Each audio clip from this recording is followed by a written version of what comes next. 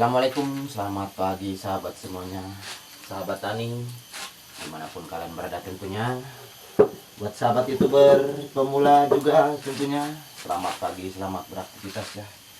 Salam sukses selalu untuk para sahabat-sahabat saya semuanya dimanapun kalian berada, khususnya sahabat tani di seluruh Indonesia ya tentunya. Tetap semangat ya, selamat beraktivitas. Dan pada kesempatan pagi hari ini ya, sedang masih masak ya. Oke, buat sahabat semuanya, berjumpa lagi bersama channel saya tentunya, Bos Muda Official, di perkebunan kopi ataupun di konten-konten yang lainnya tentunya ya. Dan pada kesempatan pagi hari ini saya sedang masih menanak nasi, memasak ya. Dan saya tadi sudah merebus daun singkong ya, sama sambal goreng nanti. Rebus daun singkong, sambal goreng, terus lalapannya jengkol ya. Mantap pokoknya guys, sambal gorengnya.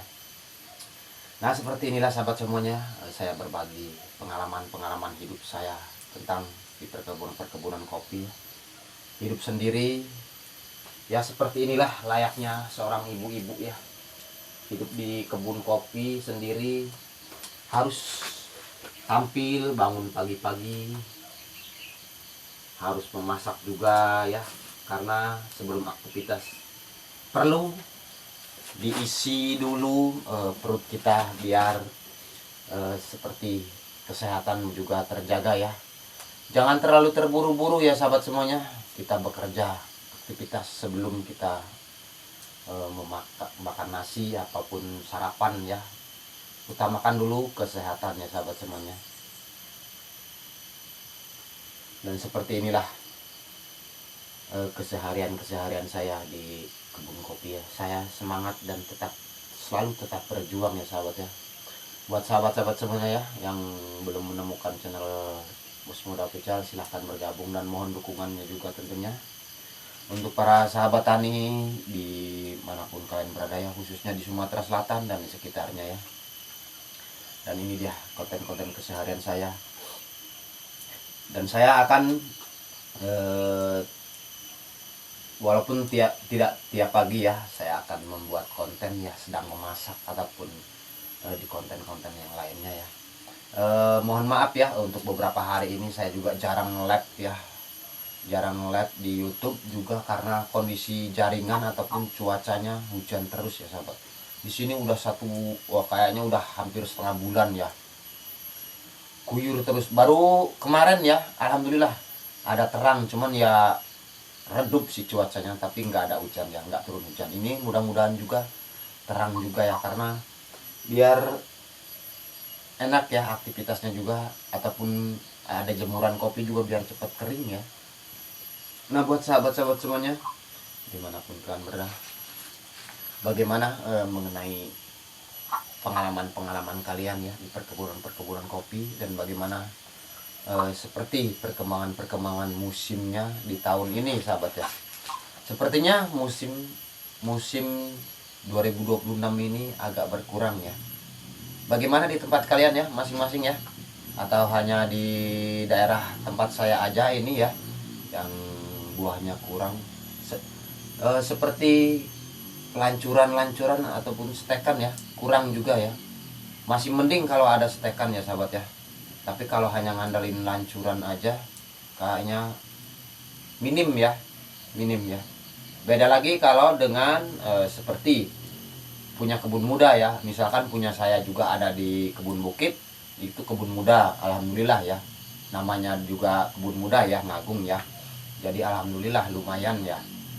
Beda lagi dengan kebun tua kalau mengandalkan seperti tanaman alam ataupun lancuran, itu hasilnya juga sepertinya minim ya, kalau tanpa bantuan stekan ya.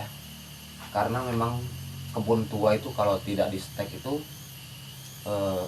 kurang ya, kurang memuaskan, taruhlah kurang memuaskan ya. Dari buahnya juga, dari batangnya juga banyak yang sudah mati ya, karena pohonnya juga udah tua ya. Seperti itulah sahabat semuanya ya, solusinya kalau di kebun tua itu, jika kita ingin berpenghasilan yang lumayan gitu ya, kita itu harus rajin-rajinlah kita menyetek kopinya ya, biar pertumbuhannya juga bagus ya, ataupun penghasilannya juga lumayan juga ya, ada tambahan ya, karena perbedaannya itu lebih jauh ya dari lancuran, perbedaannya itu lebih jauh.